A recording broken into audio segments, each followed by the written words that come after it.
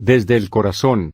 Este libro establece los primeros pasos en el camino de la iluminación, y expone el método por el cual los poderes superiores de la mente se cultivan. Muestra cómo ganar autodominio, y subir, por etapas sucesivas, en una vida más alta y más noble. Se ha descrito como el trabajo de un idealista expresa en términos de gran belleza y fuerza. Una paz establecida será adquirida si se logra su enseñanza. Sus palabras serán apreciadas por todos los buscadores de la verdad, y sus sugerencias prácticas pueden ser realizadas por los trabajadores de mayor actividad. Este es un pequeño volumen con encanto en zona tranquila, estilo reflexivo del Señor. Allen, contiene tan buen sentido, expresado de una manera sencilla y atractiva. El corazón y la vida. Como es el corazón, así es la vida. Lo interior constantemente está convirtiéndose en lo exterior. Todo llega a revelarse. Lo oculto solamente lo está durante un tiempo, al final madura y emerge. La semilla, la planta, la flor y el fruto integran el orden cuádruple del universo. Y a partir de los comportamientos que existen en el corazón de un hombre se revelan las condiciones de su vida. Sus pensamientos florecen en acciones y sus acciones dan el fruto de su carácter y de su destino. La vida siempre está evolucionando en el interior y así surge a la luz, y los pensamientos que se han generado en el corazón al fin se revelan en palabras, en acciones y en logros. Así como fluye la fuente del misterioso manantial, de la misma manera fluye la vida del hombre desde los rincones más íntimos y escondidos de su corazón. Todo lo que él hace se genera en su corazón. Todo lo que será y hará se generará desde ahí. El dolor y la felicidad, el sufrimiento y el goce, el miedo y la esperanza, el odio y el amor, la ignorancia y la iluminación no se encuentran en ninguna parte que no sea en el corazón, y todos ellos son únicamente condiciones mentales. El hombre es el guardián de su corazón, el observador de su mente, el defensor solitario del alcázar de su vida. Como tal, puede ser diligente o negligente, puede mantener cada vez más protegido su corazón, puede tener la gran capacidad de vigilar y purificar su mente, para defenderla de pensamientos injustos. Este es el camino que nos conduce a la iluminación y a la dicha. Pero también puede vivir con una actitud indolente y descuidada, y abandonar la suprema tarea de ordenar su vida con rectitud. Este es el camino que nos conduce al autoengaño y al sufrimiento. En el momento en que el hombre llegue a comprender que la vida en su totalidad procede de la mente, el camino a la bienaventuranza se abrirá ante él. En consecuencia, descubrirá que posee el poder para tener el control de su mente, y para modificarla de acuerdo con su ideal, así que podrá elegir recorrer con firmeza y constancia esas sendas sublimes de pensamiento y acción. Para él, la vida será hermosa y sagrada y tarde o temprano, se liberará de todo mal, confusión y sufrimiento, ya que es imposible que un ser humano no sienta la liberación, la iluminación y la paz si cuida con diligencia incansable la puerta de su corazón. 2. La naturaleza y el poder de la mente. La mente es el árbitro de la vida, es la que crea y moldea las situaciones y la receptora de sus propios resultados. La mente tiene el poder tanto de crear la ilusión como de percibir la realidad. Es la que teje de una manera infalible nuestro destino. El pensamiento es el hilo, los actos buenos y malos son la urdimbre y la trama o la base, y el carácter es el material que se teje en el telar de la vida. La mente es la diseñadora de sus propios atuendos. El individuo, como ser mental, posee todos los poderes de la mente y está dotado de una ilimitada capacidad de elección. Aprende a través de la experiencia y puede acelerar o retrasar su aprendizaje. No está atado arbitrariamente a nada, pero él mismo ha creado los lazos que lo atan a muchas cosas. Al haberse atado él mismo podrá, cuando así lo elija, liberarse de ellos. Según sea su elección, puede convertirse en un ser salvaje o racional, ignorante o noble, tonto o sabio. Puede formar hábitos a través de la práctica recurrente y puede, a través de un renovado esfuerzo, romper con estos hábitos. Puede rodearse de ilusiones hasta perder por completo la verdad y puede destruir cada una de estas ilusiones hasta recuperar por completo la verdad. Sus posibilidades son interminables, su libertad, absoluta. Es la naturaleza de la mente la que crea sus propias condiciones y la que elige los lugares donde decide morar. Tiene el poder para alterar cualquier condición, para abandonar cualquier situación.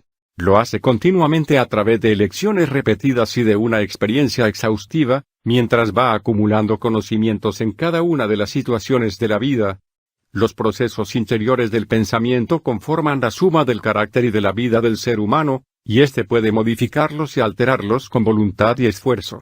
Las ataduras que imponen los hábitos, la impotencia y el pecado, son creadas por Él mismo y únicamente Él mismo podrá desatarlas. Solo existen en su mente, nunca en la realidad, aunque están relacionadas de una manera directa con las cosas externas. Todo lo que está en el exterior se amolda y surge desde nuestro interior, y nunca sucede de manera contraria. La tentación no surge de objetivos del exterior, sino del deseo que la mente tiene para llevar a cabo estos objetivos. Tampoco la pena ni el sufrimiento pertenecen por naturaleza a los sucesos externos de la vida, sino a la actitud indisciplinada de la mente hacia esas cosas y hacia esos acontecimientos. La mente que está disciplinada conforme a un modelo de pureza y que se ha fortalecido gracias a la sabiduría evita todos esos apetitos y deseos que se encuentran inseparablemente ligados con la aflicción. De esta forma, llega a la iluminación y a la paz.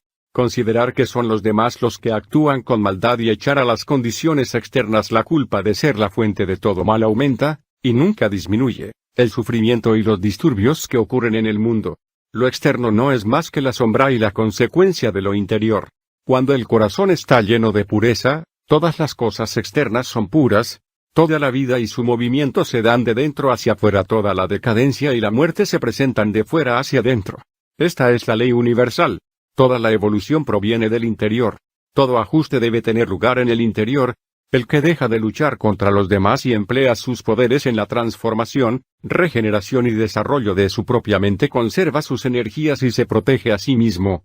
Y cuando logra armonizar su propia mente es capaz, por medio de la consideración y la caridad, de conducir a los demás a un estado lleno de bendiciones. El camino de la iluminación y la paz no se encuentra asumiendo autoridad y control sobre otras mentes, sino ejerciendo una autoridad legítima sobre nuestra propia mente y llevándonos a nosotros mismos a recorrer caminos de inquebrantable y noble virtud. La vida de un hombre se gesta en su mente y en su corazón. Él conforma esa mente con sus propios pensamientos y acciones. Tiene la capacidad de elegir volver a adaptar esa mente usando el poder del pensamiento. En este sentido, puede transformar su vida. Veamos cómo puede hacerse esto. 3. La formación de los hábitos. Todas las actitudes mentales que creamos son hábitos que hemos adquirido debido a la repetición continua del pensamiento. El abatimiento y la alegría, el enojo y la tranquilidad, la avaricia y la generosidad, en realidad todos ellos son estados mentales, son hábitos que hemos elegido crear, hasta que se han hecho automáticos. Un pensamiento que se repite de una forma constante al final termina siendo un hábito que se fija en la mente, y de ese tipo de hábitos se deriva nuestra vida. En la naturaleza de la mente está llegar a adquirir conocimientos por medio de la repetición de sus experiencias. Un pensamiento que al principio es muy difícil tener y mantener, al final acaba convirtiéndose en una práctica habitual y natural después de mantenerlo de una manera constante en la mente.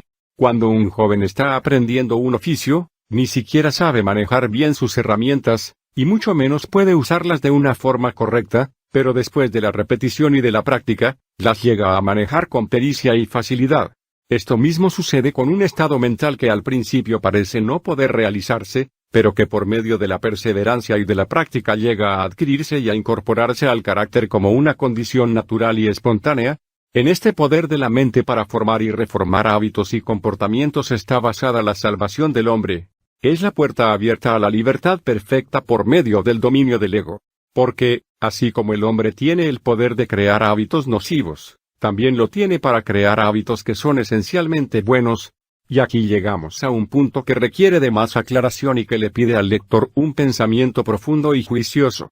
En términos generales, se dice que es más fácil hacer el mal que el bien, que es más sencillo cometer un pecado que mantener la santidad. A nivel universal, esto es considerado como una verdad evidente.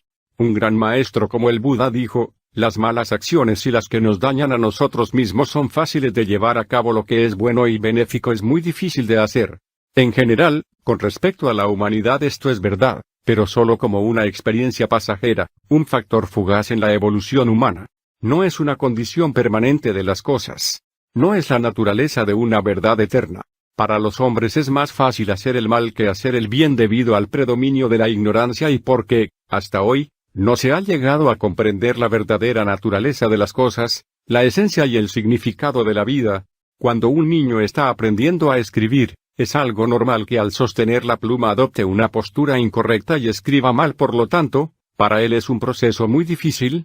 Esto se debe a que el niño todavía ignora el arte de la escritura y esta ignorancia desaparece con el esfuerzo y la práctica persistentes, hasta que por fin adquiere la habilidad para sostener la pluma de una manera natural y fácil, y entonces lo difícil, así como innecesario, es hacerlo mal. Y este aprendizaje también se puede comparar con las cosas esenciales de la mente y de la vida.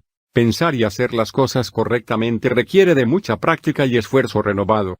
Pero llega el momento en que, por fin, cuando se obtiene el hábito y la facilidad de tener pensamientos y acciones buenas, se hace difícil y al mismo tiempo se considera totalmente innecesario hacer aquello que es malo. Así como un artesano logra su destreza a través de la práctica, así también tú puedes obtener la bondad. Es solo una cuestión de formar nuevos hábitos de pensamiento.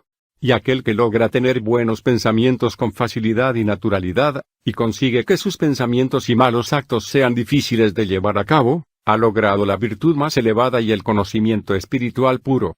Es fácil y natural para los hombres pecar porque han creado, a través de una repetición incesante, hábitos de pensamiento dañinos y basados en la ignorancia. Es muy difícil para el ladrón abstenerse de robar cuando se le presenta la oportunidad, porque ha vivido siempre con pensamientos de codicia y de envidia. Pero no existe este problema para el hombre honrado que siempre ha vivido con pensamientos correctos y honestos. Este hombre se ha convertido en un ser tan iluminado con respecto a la errónea inutilidad del acto de robar que incluso ni la más remota idea de tomar lo que no es suyo llega a su mente. El pecado de robo es un acto grave, y lo he tomado como ejemplo para ilustrar más claramente cómo se puede crear y fortalecer un hábito. Pero todos los pecados y virtudes se crean de la misma manera. El enojo y la impaciencia son comportamientos naturales y fáciles para miles de personas debido a que, de una manera constante, están repitiendo pensamientos y actos de impaciencia y de enojo. Y, con cada repetición, se va formando un hábito que se va estableciendo y arraigando cada vez más firme y profundamente. La calma y la paciencia son comportamientos que se pueden obtener de una forma similar ya que si, a través del esfuerzo, los pensamientos de calma y de paciencia llegan a presentarse en todos los momentos de nuestra vida, entonces viviremos en ellos, hasta que la costumbre se convierte en una segunda naturaleza, y el enojo y la impaciencia se alejarán para siempre. De esta forma, cada pensamiento negativo puede expulsarse de la mente, cada actitud errónea puede destruirse, cada pecado puede superarse. 4. El hacer y el saber. El hombre debe comprender que su vida procede totalmente de su mente. Debe entender que la mente es una combinación de hábitos que él puede modificar tanto como quiera, con esfuerzo y paciencia, y que puede tener el completo dominio y el control de su mente. Entonces, ese hombre habrá obtenido la llave que abrirá la puerta a su absoluta emancipación. Pero liberarse de los males de la vida, que son los males de nuestra mente, es una cuestión de crecimiento constante desde el interior, y no una adquisición súbita del exterior. La mente tiene que entrenarse en todo momento para tener pensamientos limpios, y adoptar actitudes correctas y objetivas en circunstancias en las que es posible caer en el error y en la pasión. Como el artista que esculpe con paciencia su mármol, el aspirante a la vida correcta debe trabajar gradualmente con la materia prima de su mente hasta que haya forjado el ideal de sus sueños más sublimes. Para llegar a obtener este logro tan importante, es necesario empezar por los pasos más pequeños y sencillos, y proceder con etapas naturales y progresivas hasta la más difícil. Esta ley de crecimiento, de progreso, de evolución y de desarrollo, a través de etapas graduales y fases ascendentes, es absoluta en cada uno de los aspectos de la vida y en cada logro humano. Pero cuando se ignora, solo se llega al fracaso total. Todos reconocen esta ley y la obedecen minuciosamente al adquirir una educación, al aprender un oficio o al emprender un negocio. Pero casi nadie la reconoce ni la obedece cuando se trata de adquirir la virtud, aprender la verdad, y seguir una conducta y conocimientos de vida correctos. Por lo tanto, la virtud, la verdad y la vida perfecta siguen sin ser practicadas, sin ser adquiridas y sin conocerse. Es un error común suponer que la vida más elevada es una cuestión de lectura y de adoptar hipótesis teológicas o metafísicas, y que los principios espirituales pueden comprenderse a través de este método. La vida más elevada es vivir más elevadamente en pensamiento, palabra y obra, y el conocimiento de estos principios espirituales que son inmanentes en el hombre y en el universo solo puede adquirirse después de una larga disciplina en la búsqueda y en la práctica de la virtud. Los detalles menores deben ser entendidos y alcanzados por completo antes de que pueda conocerse lo más importante. La práctica siempre precede al conocimiento real. El maestro de escuela nunca intenta enseñar a sus alumnos al inicio del curso los principios abstractos de las matemáticas. Sabe que este método de enseñanza sería inútil y que el aprendizaje resultaría imposible. Por lo tanto, primero les muestra a los estudiantes una simple suma, la explica y deja que la practiquen. Cuando han tenido éxito después de fallidos intentos y de un renovado esfuerzo, les da una tarea más difícil y después otra, y así sucesivamente. Y solo cuando se asegura de que sus alumnos han dominado todas las lecciones de aritmética a través de muchos años de esmero, intenta enseñarles los principios matemáticos más profundos. Cuando un joven comienza a aprender un oficio, digamos el de mecánico, no se empieza por enseñarle los principios de la mecánica, sino que se le da una herramienta y se le muestra cómo usarla debidamente. Después se le deja hacerlo con esfuerzo y práctica. Cuando tiene éxito al manejar sus herramientas correctamente, se le dan tareas cada vez más difíciles, hasta que después de varios años de práctica exitosa, está preparado para estudiar y aprender los principios de la mecánica.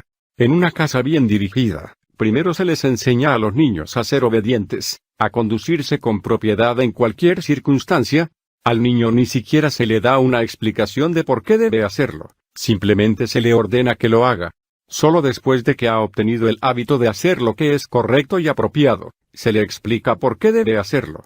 Ningún padre intentaría enseñarle a su hijo los principios de la ética antes de exigirle la práctica de los deberes familiares y sociales. Así, la práctica siempre precede al conocimiento, incluso en los asuntos más ordinarios de la vida, y esta ley es rígida en las cuestiones espirituales. Para llegar a vivir una vida más elevada, la virtud solo puede conocerse a través de la práctica, y únicamente se puede llegar al conocimiento de la verdad perfeccionándonos en la práctica de la virtud.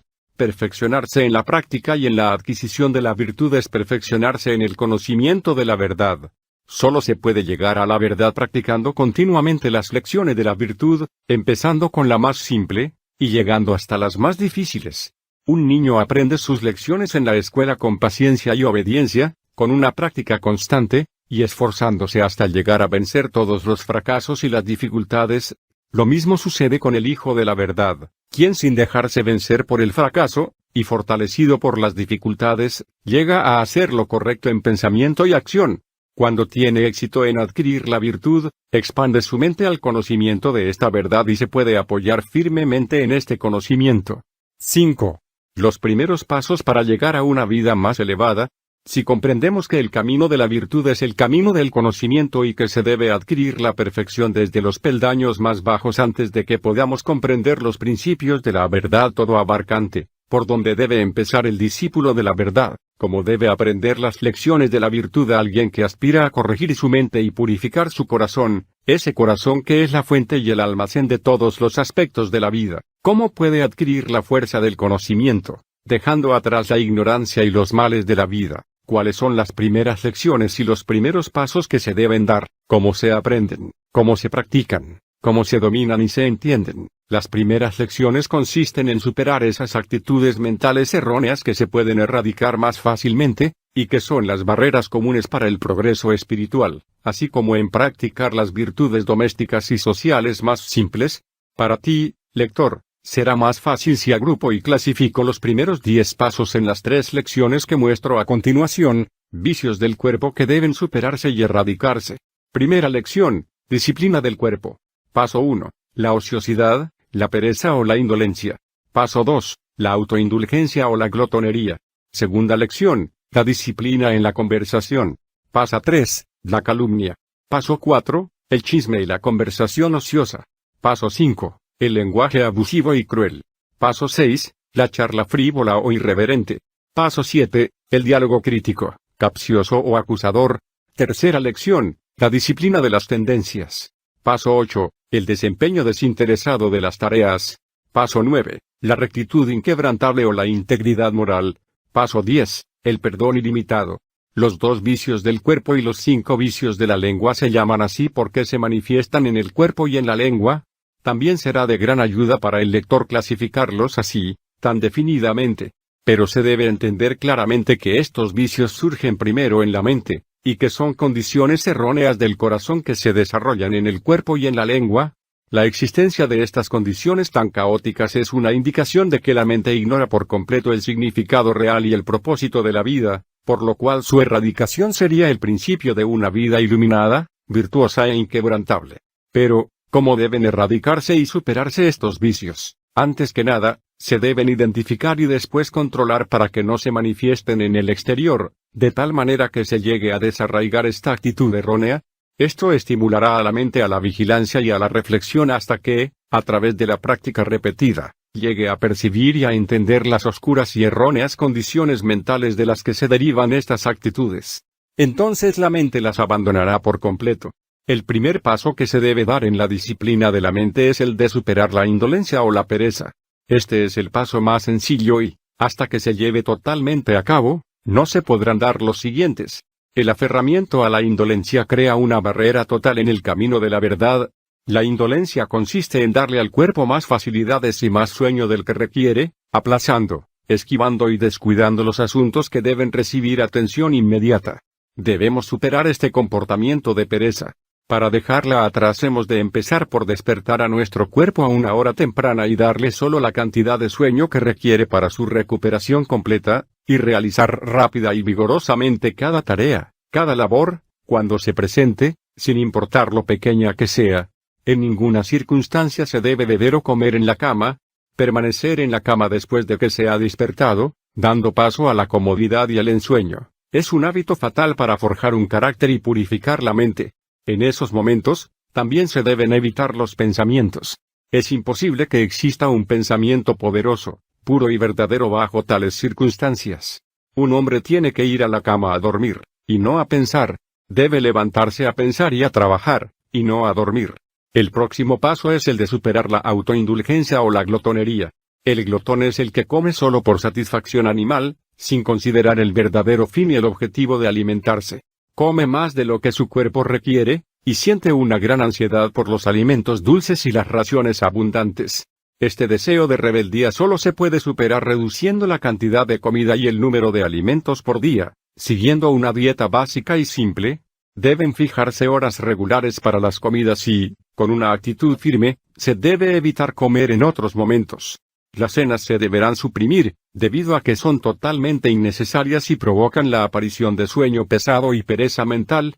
La búsqueda de este método de disciplina nos enseñará muy rápido a controlar nuestras ansias de comer que una vez fueron ingobernables y, mientras el pecado sensual de la autoindulgencia se extrae de la mente, la adecuada selección de alimentos será instintiva y se adaptará infaliblemente a la purificada condición mental.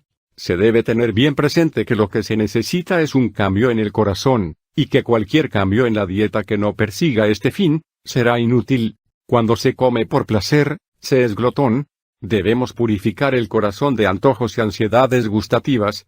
Cuando el cuerpo se controla bien y se dirige con firmeza, cuando lo que debe hacerse se hace con ánimo, cuando nunca se pospone ninguna tarea o labor, cuando levantarse temprano se ha convertido en un deleite, cuando se establecen con el carácter firme la frugalidad, la simplicidad, la templanza y la abstinencia, cuando uno está satisfecho con los alimentos que come, sin importar lo escasos y sencillos que sean, y ha desaparecido ese deseo incontrolable de los placeres gustativos. En ese momento los dos primeros pasos en la vida más elevada se habrán cumplido, y, en ese mismo instante, es cuando ya se ha aprendido la primera gran lección de la verdad.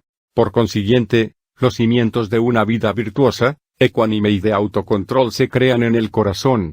La siguiente lección es la lección del lenguaje virtuoso, en la que existen 5 pasos ordenados. El primero consiste en superar el hábito de la conversación basada en la calumnia. La calumnia radica en inventar o repetir informes crueles e injustos sobre los demás, en exponer y magnificar las faltas de otras personas o de los amigos ausentes y en hacer insinuaciones indignas. Los sentimientos mal canalizados como la falta de consideración, la crueldad, la falta de sinceridad y la falsedad intervienen en cada acto calumniador. Aquella persona que tenga el deseo de llegar a tener una vida correcta debe empezar por detener la cruel palabra de la calumnia antes de que salga de sus labios. Entonces, descubrirá y eliminará el pensamiento falso que dio lugar a esta calumnia. Tendrá cuidado de no denigrar o difamar a alguien. Se abstendrá de desacreditar, maldecir y condenar al amigo ausente al que acaba de extender su mano. Al que hace poco besó le regaló una sonrisa. No dirá de otra persona lo que no se atreva a decirle cara a cara. De esta manera, cuando llegue a pensar sagradamente en el carácter y en la reputación de los demás, destruirá esas actitudes erróneas de la mente que le abren la puerta a la calumnia. El siguiente paso es superar el chisme y la conversación ociosa. Esta última consiste en hablar sobre los asuntos privados de los demás, en charlar únicamente para pasar el tiempo y en involucrarse en conversaciones irrelevantes y sin propósito alguno. Este proceder incontrolable en la forma de hablar es el resultado de una mente mal dirigida. El hombre de virtud se amarrará la lengua, y así aprenderá a controlar de una manera correcta su mente. No permitirá que su lengua se suelte para emitir palabras ociosas y alocadas. Hará que su conversación sea alentadora y clara, con el conocimiento de que debe hablar con un propósito o permanecer callado. El lenguaje abusivo y cruel es el siguiente vicio que debe superarse. El hombre que abusa de los demás y los acusa, ha perdido por completo el camino correcto. Lanzar palabras y calificativos crueles a los demás es hundirse profundamente en la tontería. Cuando un hombre tiende a abusar, a maldecir y a condenar a sus semejantes, debe frenar su lengua y mirar en su interior. El virtuoso se abstiene de cualquier lenguaje que pueda ser abusivo y de discordia. Emplea solo palabras que son útiles, necesarias, honestas y verídicas. El sexto paso consiste en superar la plática frívola o irreverente. La charla frívola y ligera, la repetición de bromas pesadas, las historias vulgares que no tienen otro propósito más que el de provocar risas superficiales, la familiaridad ofensiva y el empleo de palabras despectivas e irrespetuosas cuando se habla con o de otras personas, y particularmente de los mayores y de aquellos que tienen un rango superior como maestros, tutores o superiores, todo esto será eliminado por la persona amante de la virtud y de la verdad. A menudo, colocamos en el altar de la irreverencia a los amigos y a los compañeros ausentes y los llevamos al sacrificio por la efímera emoción de una risa momentánea, y toda la integridad de nuestra vida se sacrifica en aras de lo ridículo. Cuando se abandona la consideración hacia los demás y se deja de respetar lo que debe ser respetado, se abandona la virtud. Cuando la modestia, la dignidad y lo que es importante se eliminan de la conversación y del comportamiento, se pierde la verdad. Sí, incluso su puerta de entrada se esconde y se olvida. La irreverencia es degradante incluso en los jóvenes, pero cuando acompaña a las cabelleras grises y aparece en la conducta del predicador, es sin duda un espectáculo patético. Y cuando esto se imita y persiste después, se trata de ciegos conduciendo a ciegos de manera que todos aquellos que se expresan con irreverencia, incluyendo a las personas mayores y a los predicadores, son individuos que se han desviado del camino correcto. El virtuoso siempre tendrá un diálogo serio y reverente. Pensará y hablará del ausente como piensa y habla de los muertos, con cariño y de una forma venerable. Eliminará la falta de consideración y tendrá cuidado de no sacrificar su dignidad para satisfacer un impulso pasajero que lo lleve a la frivolidad y a la superficialidad. Conducirá su conversación con un ingenio honesto y transparente, su voz se escuchará armoniosa y tenue, su alma se llenará de gracia y de dulzura cuando logre comportarse como un hombre de la verdad. El último paso en la segunda lección es superar el diálogo crítico, capcioso o acusador. Este vicio de la lengua consiste en magnificar e insistir en los errores pequeños o aparentes, en lanzar ironías y sarcasmos, en defender vanos argumentos basados en suposiciones, creencias y opiniones que carecen de fundamento. La vida es corta y real y el pecado, el dolor y el sufrimiento no se remedian con la crítica y la disputa. El hombre que está siempre pendiente de escuchar las palabras de los demás para contradecir y crear un desacuerdo, tiene todavía que recorrer el elevado camino de la compasión para llegar a una vida auténtica basada en la autorrendición. Aquella persona que siempre está pendiente de sus propias palabras para ablandarlas y purificarlas, encontrará el camino más elevado y una vida más íntegra, conservará sus energías, mantendrá su tranquilidad mental y atesorará en su interior el espíritu de la verdad. Cuando la lengua se controla bien y se domina con sabiduría, cuando los impulsos egoístas y los pensamientos indignos ya no apresuran a la lengua exigiendo su réplica, cuando la conversación se ha vuelto inocua, pura, afable, cordial y con un propósito determinado, cuando no se pronuncian palabras sino es con sinceridad y honestidad, entonces se han llevado a cabo con éxito los 5 pasos para un lenguaje virtuoso. La segunda gran lección de la verdad se ha aprendido y se ha dominado. Algunos se preguntarán, pero, ¿por qué toda esta disciplina del cuerpo y el freno a la lengua? Se puede alcanzar y entender una vida más elevada sin la necesidad de llevar a cabo una labor tan extenuante, un esfuerzo y una vigilancia tan incesantes. No se puede, tanto en el aspecto espiritual como en el aspecto material. Nada se hace sin esfuerzo y lo más elevado no podrá conocerse hasta que se lleguen a superar los niveles más bajos.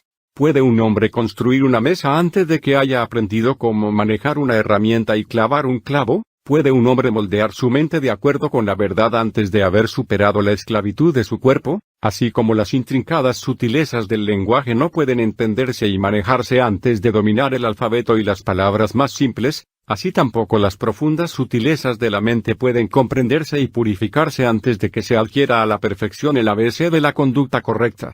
¿Acaso un joven al iniciarse en su trabajo no se entrega con alegría y paciencia a un aprendizaje de 7 años para poder dominar un oficio? ¿Y acaso este joven, día a día, cuidadosa y fielmente no lleva a cabo cada detalle de las instrucciones de su maestro y espera que llegue el momento en el que también él pueda tener la habilidad de un maestro al perfeccionar su trabajo a través de la obediencia y de la práctica? ¿Dónde está el hombre que pretende con sinceridad alcanzar la excelencia en la música, en la pintura, en la literatura o en cualquier otro oficio, negocio o profesión que no esté dispuesto a dar la vida entera para poder llegar a adquirir esa perfección en particular? ¿Podemos entonces darle importancia al esfuerzo cuando se trata de la excelencia más elevada de todas, la excelencia de la verdad? Aquella persona que dice, el camino que me has trazado es demasiado difícil, debo obtener la verdad sin trabajo. La salvación sin esfuerzo no encontrará su camino fuera de las confusiones y de los sufrimientos que provoca el ego. No encontrará la calma, ni la mente bien fortalecida ni una vida ordenada con sabiduría. Ama las cosas fáciles y el placer, no ama la verdad. La persona que en lo más profundo de su corazón adora la verdad y aspira a conocerla, no considerará ningún trabajo demasiado difícil, sino que lo adoptará con alegría y lo llevará a cabo con paciencia. Podrá llegar al conocimiento de la verdad con perseverancia en su práctica. Se percibirá más claramente la necesidad de adquirir esta disciplina preliminar para el cuerpo y la lengua cuando se comprenda por completo que todas estas condiciones erróneas del exterior son meramente las expresiones de las condiciones erróneas del corazón. Un cuerpo indolente significa que la mente es indolente, una lengua mal dirigida revela una mente mal dirigida, y el proceso de remediar la condición que se manifiesta, en realidad es un método para rectificar el estado interior. Es más, la superación de estas actitudes solo es una pequeña parte de lo que, sin lugar a dudas, está involucrado en el proceso. Evitar el mal conlleva la práctica del bien y está inseparablemente conectado con ella. Cuando un hombre está tratando de superar la pereza y la autoindulgencia, en realidad está cultivando y desarrollando las virtudes de la abstinencia, de la templanza, de la puntualidad y de la abnegación. Está adquiriendo la fuerza, la energía y la resolución que son indispensables para el logro exitoso en tareas más importantes. Cuando está superando los vicios del lenguaje, al mismo tiempo está desarrollando las virtudes de la honestidad, de la sinceridad, de la reverencia, de la bondad y del autodominio. Este hombre está ganando esa firmeza mental y esa fijeza de propósito sin las cuales no pueden regularse las más remotas sutilezas de la mente, y no pueden alcanzarse los niveles más elevados de conducta e iluminación. Cuando un hombre tiene que hacer las cosas bien, su conocimiento se profundiza y su visión se intensifica. Así como el corazón de un niño se alegra cuando ya ha dominado una tarea escolar, de la misma manera el hombre de virtud, con cada victoria conquistada, experimenta una dicha que nunca podrá conocer aquella persona que va tras el placer y las emociones. Y ahora llegamos a la tercera lección de la vida más elevada, que consiste en practicar y dominar 3 grandes virtudes fundamentales en nuestra vida cotidiana: el desempeño desinteresado de las tareas, la rectitud inquebrantable, integridad moral, el perdón ilimitado. Si ya se ha preparado la mente para que desaparezcan las condiciones tan superficiales y caóticas que se mencionaron en las primeras 2 lecciones, si se está preparado para la búsqueda de la virtud y de la verdad, ahora el hombre ya está listo también para emprender tareas cada vez más grandes y difíciles, y para controlar y purificar los más profundos motivos de su corazón. Si no tenemos un correcto desempeño en nuestros deberes, no podremos conocer las virtudes más elevadas y tampoco podremos llegar a la verdad. Por lo general, el trabajo que se hace por obligación es considerado como una tarea tediosa, un quehacer obligatorio en el que se debe trabajar arduamente o que, de alguna manera, se tiene que evitar. Esta costumbre de dar este calificativo a las tareas proviene de un comportamiento egoísta de la mente y de un entendimiento erróneo de la vida. Cualquier tipo de trabajo debe considerarse como sagrado, y su desempeño fiel y desinteresado es una de las reglas principales de la conducta humana. Todas las consideraciones personales y egoístas deben apartarse y erradicarse en el momento de realizar nuestras labores y, cuando esto suceda, dejarán de ser tediosas y se convertirán en algo placentero. Los deberes solo son aburridos para aquellas personas que buscan un goce egoísta o su propio beneficio. Si a ese hombre que está molesto por lo tedioso de su trabajo se le permite mirar en su interior, encontrará que su cansancio no proviene de la tarea misma, sino de su deseo egoísta de escapar de ella. Aquel que descuida sus labores, ya sean grandes o pequeñas, ya sean de naturaleza pública o privada, está descuidando la virtud. El que en su corazón se rebela contra estas tareas, se rebela contra la virtud. Cuando el trabajo se hace con amor y cuando cada tarea en particular se realiza con precisión, con fe y objetividad, mucho es lo que se elimina del corazón, mucho es lo que se elimina del egoísmo sutil y, como resultado, se da un gran paso hacia las alturas de la verdad. El hombre que es virtuoso concentra su mente en la realización perfecta de su propia tarea y no interfiere con el trabajo de los demás. El noveno paso es la práctica de la rectitud inquebrantable o integridad moral. Esta virtud debe mantenerse en la mente con firmeza y ha de estar implicada en todos los detalles de la vida de un hombre. Toda deshonestidad, intriga, engaño y falsedad tienen que erradicarse para siempre, y el corazón deberá purgarse de todo vestigio de mentira y engaño. La menor desviación en el camino de la rectitud o de la honestidad implica desviarse de la virtud. Debe dejar de existir la extravagancia y la exageración en las conversaciones, solo debe pronunciarse la simple verdad. Participar en el engaño, sin importar lo insignificante que éste pueda parecer, solo con el fin de satisfacer nuestra vanidad o con la esperanza de obtener alguna ventaja personal, es una especie de artimaña que se debe eliminar con esfuerzo. Al hombre de virtud se le exige no solo que practique la honestidad más rígida en pensamiento, palabra y acción, sino también que sea exacto en sus declaraciones, sin omitir ni agregar nada a la auténtica verdad. Si moldeas tu mente con los principios de rectitud o de integridad moral, poco a poco llegarás a tratar todo lo que te rodea con un espíritu justo e imparcial, considerando la equidad antes que a ti mismo, y te alejarás de todo prejuicio personal, de toda pasión y de toda parcialidad. Cuando se practican y se comprenden por completo estas virtudes de la rectitud, hasta tal punto que toda la tentación a la falsedad y la falta de sinceridad hayan desaparecido, en ese momento, el corazón se purifica y se hace más noble. Entonces es cuando se fortalece el carácter y se acumulan los conocimientos, y es cuando la vida adquiere un nuevo significado y un nuevo poder. Así es como se logra el éxito del noveno paso. El décimo paso es la práctica del perdón ilimitado. Consiste en superar la sensación del daño que surge de la vanidad, del egoísmo y del orgullo, en llevar a la práctica la caridad desinteresada y tener un buen corazón hacia los demás. Los sentimientos de represalias, de venganza y de odio carecen totalmente de nobleza, son tan mezquinos, tan insignificantes e irracionales que no merece la pena tomarlos en cuenta ni albergarlos. Nadie que fomente estas actitudes en su corazón podrá superar la insensatez y el sufrimiento, ni será capaz de conducir su vida correctamente. Solo podrán abrirse los ojos de un hombre ante el verdadero camino de la vida si estos sentimientos se erradican y se dejan de fomentar. Solo aquel que haya desarrollado un espíritu caritativo y que tenga la capacidad de perdonar, puede acercarse y percibir la fuerza y la belleza de una vida bien ordenada. En el hombre que tenga un corazón virtuoso no puede surgir ningún sentimiento de injuria personal, porque ya ha dejado atrás todo resentimiento y no tiene enemigos. Si otros hombres lo consideran su enemigo, los tratará con amabilidad, entenderá su ignorancia y los perdonará. Cuando se llega a este estado del corazón, se ha llevado a cabo el décimo paso en la disciplina de las inclinaciones egoístas. Entonces, la tercera gran lección de la virtud y del conocimiento se ha aprendido y se ha dominado. Después de haber expuesto los 10 primeros pasos y las 3 primeras lecciones de los conocimientos y las acciones correctas, dejo que mis lectores se preparen para llegar a aprenderlas y a dominarlas en su vida cotidiana. Por supuesto, antes de alcanzar el estado más elevado de dicha y de conocimiento, tenemos que adquirir y comprender una disciplina más elevada del cuerpo, una disciplina más difícil de alcanzar con respecto a la lengua y las grandes virtudes que lo abarcan todo. Pero no es mi propósito tratar este tema ahora. He expuesto solo las primeras y las más sencillas lecciones hacia un camino más elevado y, cuando llegue el momento en que éstas hayan sido dominadas en su totalidad, tú, lector, te sentirás tan purificado, tan fortalecido y tan iluminado que en el futuro ya no tendrás que permanecer en la oscuridad. Cuando mis lectores hayan terminado estas 3 lecciones, estarán listos para percibir, en todos los aspectos, los estrechos y escarpados senderos que los conducirán a los niveles más elevados de la verdad. Por lo tanto, tú decidirás si deseas seguir adelante. Cualquier persona puede recorrer el camino recto que ya he señalado y, como resultado, obtendrá grandes beneficios para sí mismo y para los demás.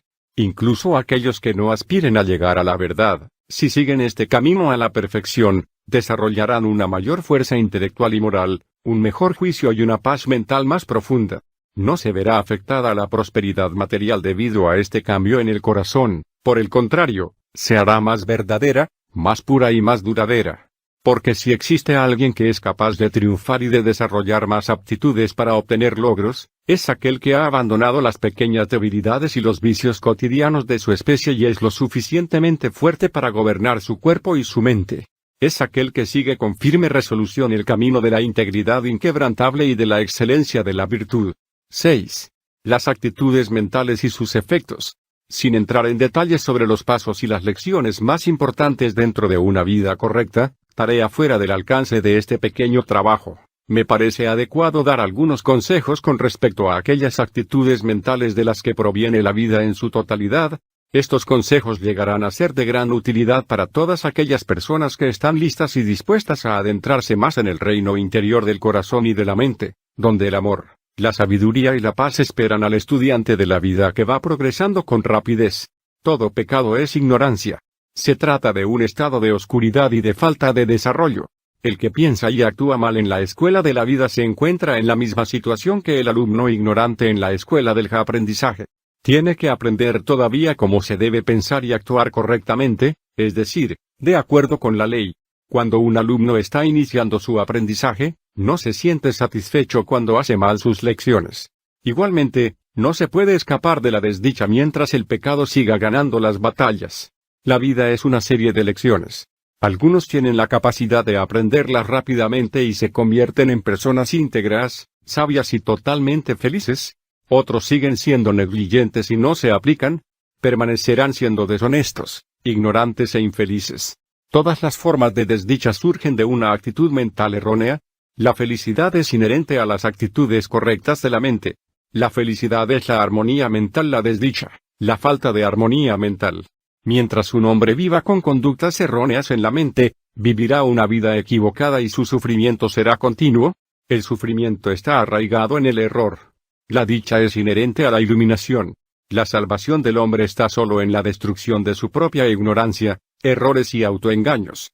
Cuando se mantienen actitudes erróneas en la mente, existe la esclavitud y la inquietud. Cuando se mantienen actitudes correctas en la mente, existe la libertad y la paz. Aquí te muestro algunas de las principales actitudes erróneas de la mente y sus efectos desastrosos en la vida del hombre. Odio nos conduce a las injurias, a la violencia, al desastre y al sufrimiento. Lujuria nos lleva a la confusión intelectual, al remordimiento, a la vergüenza y a la desgracia. Codicia nos guía al temor, a la inquietud, a la infelicidad y a la pérdida. Orgullo nos conduce a la desilusión, a la humillación y a la falta de autoconocimiento. Vanidad nos transporta a la angustia y al sufrimiento espiritual. Condena nos arrastra a la persecución y al odio de los demás. Mala voluntad nos conduce a los fracasos y a los problemas. Autoindulgencia nos empuja a la miseria, a la pérdida de juicio, al descuido, a la enfermedad y al abandono. Enojo nos conduce a la pérdida de poder y de dominio. Deseo o autoesclavitud nos lleva al dolor, a la ignorancia, al sufrimiento, a la incertidumbre y a la soledad. Las actitudes erróneas de la mente que se acaban de mencionar únicamente son negaciones. Son estados de oscuridad y de privación y no de un poder positivo. El mal no es un poder, es ignorancia y mal uso del bien. El que odia es aquel que ha fracasado en la lección del amor y tiene que sufrir sus consecuencias. Cuando logres aprender la lección correctamente, el odio habrá desaparecido y podrás observar y comprender la oscuridad y la impotencia del odio. Así sucede con cada una de las actitudes erróneas. A continuación relaciono algunas de las actitudes mentales correctas más importantes y sus efectos benéficos en la vida del ser humano. Amor nos conduce a situaciones tranquilas, a la dicha y a la bienaventuranza. Integridad nos orienta a la claridad intelectual, a la alegría y a la confianza invencible. Desinterés nos conduce al valor, a la satisfacción, a la felicidad y a la abundancia. Humildad nos guía a la calma, a la paz y al conocimiento de la verdad. Amabilidad nos encamina al equilibrio emocional, a estar contentos en todas las circunstancias. Compasión nos conduce a la protección, al amor y al respeto hacia los demás. Buena voluntad nos traslada a la alegría y al éxito. Autocontrol nos conduce a la paz mental, al verdadero juicio, al buen comportamiento, a la salud y al honor. Paciencia nos empuja al poder mental, a un dominio de gran alcance. Autoconquista nos conduce a la iluminación, a la sabiduría, a una clara visión y a una profunda paz. Las actitudes correctas de la mente que se acaban de mencionar son estados positivos de poder, de luz, de felicidad y de conocimiento. El hombre bueno es sabio. Ha aprendido sus lecciones correctamente y, por lo tanto, entiende las proporciones exactas que constituyen la suma de toda su vida. Es un ser iluminado y conoce el bien y el mal. Es muy feliz haciendo solo lo que es divinamente correcto. El hombre que permanece con actitudes erróneas en su mente, no sabe nada. Es ignorante de lo que es bueno y lo que es malo, de sí mismo, de las causas internas que conforman su vida. Es infeliz y cree que otras personas son toda la causa de su infelicidad. Trabaja a ciegas y vive en la oscuridad, sin encontrar un propósito esencial en su existencia y una secuencia legal u ordenada en el curso de las cosas. Que aquel que aspira a alcanzar la vida más elevada, aquel que tiene una visión clara del verdadero orden de las cosas y del significado de la vida, abandone todas las actitudes dañinas del corazón y persevere incesantemente en la práctica del bien. Si sufre, duda o es infeliz, que busque dentro de sí mismo hasta que encuentre la causa y, cuando la haya encontrado, que él mismo la haga desaparecer. Que cuide y purifique su corazón para que cada día surja de él menos maldad y más bondad. Para que cada día se haga más fuerte, más noble y más sabio. Así aumentarán sus bendiciones, y la luz de la verdad, que cada vez se hace más luminosa en su interior, disipará toda la penumbra e iluminará su sendero. 7. Exhortación. Discípulos de la verdad, amantes de la virtud, buscadores de sabiduría, y también vosotros, a quienes el dolor ha golpeado, que conocéis el vacío de una vida basada en el ego y que aspiráis a vivir una existencia absolutamente hermosa y serenamente jubilosa, ocupaos de vosotros mismos, entrad por la puerta de la disciplina y conoceréis una vida superior, desterrad el autoengaño, contemplaos tal como sois y percibid el camino de la virtud tal como es. Si queremos encontrar la verdad no podemos seguir el camino de la pereza. El que desee llegar a la cima de la montaña, debe escalarla sin descanso y solo debe descansar para recuperar las fuerzas. Pero si la subida es menos gloriosa que la despejada cúspide, aún así sigue siendo gloriosa. La disciplina es hermosa por sí misma y su resultado final siempre será agradable. Abandonad el lecho muy temprano y practicad la meditación. Comenzad cada día con el control del cuerpo y una mente amurallada para no dejar entrar el error y la debilidad. Nunca se podrá vencer la tentación si no se prepara la batalla. Esta debe planificarse y prepararse durante las horas de silencio. La batalla debe estar planeada para poder percibir, saber y entender. El pecado y la tentación desaparecen en el momento en que se desarrolla una correcta comprensión. Solo se podrá alcanzar un discernimiento justo a través de una disciplina constante. El único camino que se puede tomar para llegar a la verdad es la disciplina. La paciencia aumentará con el esfuerzo y la práctica y, entonces, esa paciencia hará que la disciplina sea algo hermoso.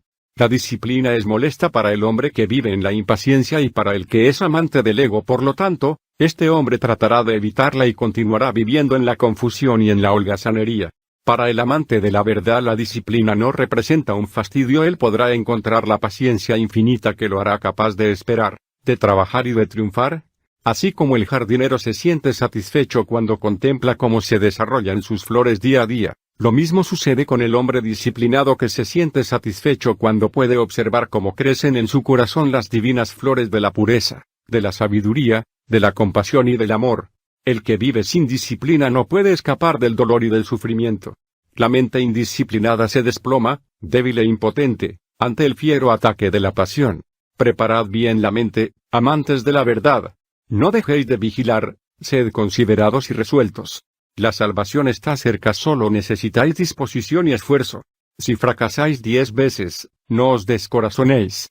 Si os caéis 100 veces, levantaos y seguid adelante. Aunque fracaséis 1000 veces, no os desesperéis. Cuando se entra en el camino correcto, si este camino no se abandona, el éxito es seguro. Primero la lucha y después la victoria. Primero el trabajo y después el descanso. Primero la debilidad y luego la fuerza. Al principio la vida inferior, la confusión y el fragor de la batalla, al final, la vida hermosa, el silencio y la paz. Todas las cosas comunes, los cotidianos eventos que al paso de las horas empiezan para terminar, todos nuestros placeres y nuestros descontentos son círculos sobre los que nos podemos elevar. No tenemos alas, no podemos remontar el vuelo, pero tenemos pies para trepar y escalar.